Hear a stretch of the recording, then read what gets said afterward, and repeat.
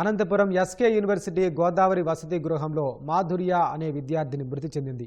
ఒక్కసారిగా విద్యార్థిని కింద పడిపోవడంతో సహచరులు, ఉపాధ్యాయులు ఆమెను అంబులెన్స్లో ప్రభుత్వ ఆసుపత్రికి తరలించారు. అప్పటికే ఆమె మృతి చెందినట్లు వైద్యులు నిర్ధారించారు. కొంతకాలంగా ఆమె చర్మ సంబంధిత సమస్యతో ఇబ్బంది పడుతోందని, దీనికోసం మందులు వాడుతున్నట్లు తోటి విద్యార్థులు తెలిపారు. అధిక డోసులో మాత్రలు ఎక్కువ కావడంతో మృతి చెంది ఉంటుందని వైద్యులు అనుమానిస్తున్నారు. కేసు నమోదు చేసుకున్న పోలీసులు దర్యాప్తు చేస్తున్నారు. ఆమె కొన్ని టాబ్లెట్స్ అనేది వాడటం అనేది ఆ రూమ్ స్టూడెంట్స్ చెప్తున్నారు.